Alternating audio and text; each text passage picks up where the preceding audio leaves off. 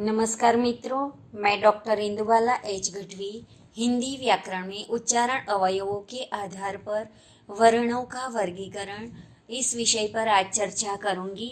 हिंदी की वर्णमाला में वर्ण के दो भेद माने गए हैं, स्वर और व्यंजन। स्वर वर्ण का उच्चारण स्वतंत्र रीति से किया जाता है, जबकि व्यंजन वर्ण का उच्चारण स्वतंत्र रीति से नहीं किया जाता। हिंदी वर्णमाला में लगभग 12 स्वर माने गए हैं। अ आ ई उ ए ऐ ओ औ अम अह। हिंदी वर्णमाला में 33 व्यंजन माने गए हैं।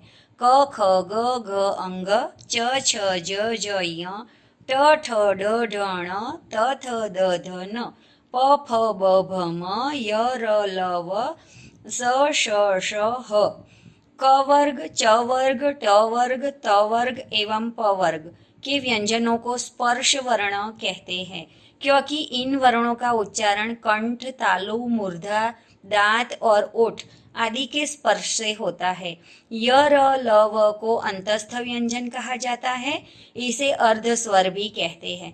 स श स ह को ऊष्म व्यंजन कहा जाता है, क्योंकि उसका उच्चारण करते समय मुंह में घर्षण सा उत्पन्न होता है और वायु ऊष्म हो जाती है।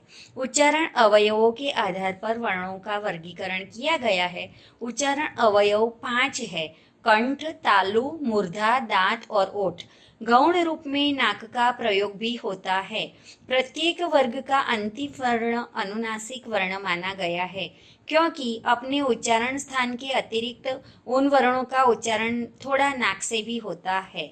उच्चारण अवयवों के आधार पर वर्णों का 8 भेद माने गए हैं, जैसे कि कंठ्य वर्ण, जिसका उच्चारण कंठ से किया जाता है, उसे कंठ्य वर्ण कहते हैं। क ख ग घ अंग तथा अह ह अ आ। दूसरा है तालव्य वर्ण, जिसका उच्चारण तालु के स्पर्श से होता है। ऐसे वर्ण है च वर्ग, च छ ज ज य तथा य श ई। मूर्धन्य वर्ण, जिसका उच्चारण मूर्धा से जिह्वा का स्पर्श होने पर होता है, ऐसा वर्ग है ट वर्ग, ट ठ ड ढ ण तथा र स रु।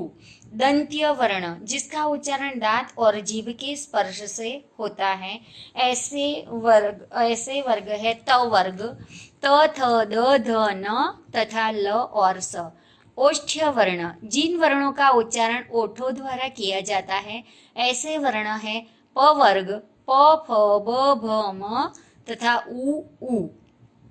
कंठ्य तालव्य, जिन वर्णों का उच्चारण कंठ और तालु दोनों की सहायता से होता है, ऐसे 2 स्वर है ए और ऐ।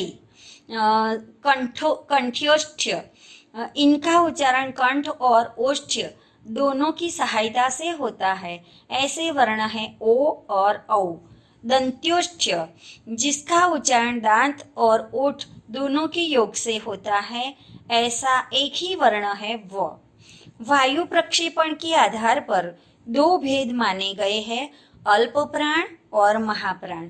प्रत्येक वर्ग का दूसरा और चौथा वर्ण महाप्राण माना जाएगा, जिसका उच्चारण करने में हवा ज्यादा बाहर निकालनी पड़ती है, जैसे कि श, श, स, ह। यह वर्ण महाप्राण माने गए हैं। इसके अतिरिक्त पहला, तीसरा और 5वां वर्ण अल्प प्राण माना गया है, जैसे कि य, र, ल, व, ये अल्प प्राण है। घोष वर्ण और अघोष वर्ण। घोष यानी झंकार, नाद, ध्वनि।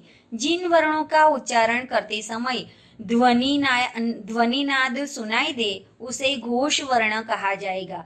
प्रत्येक वर्ग का तीसरा, चौथा और 5वां वर्ण अर्थात सारे स्वर तथा य, र, ल, व, ह, ये घोष वर्ण है।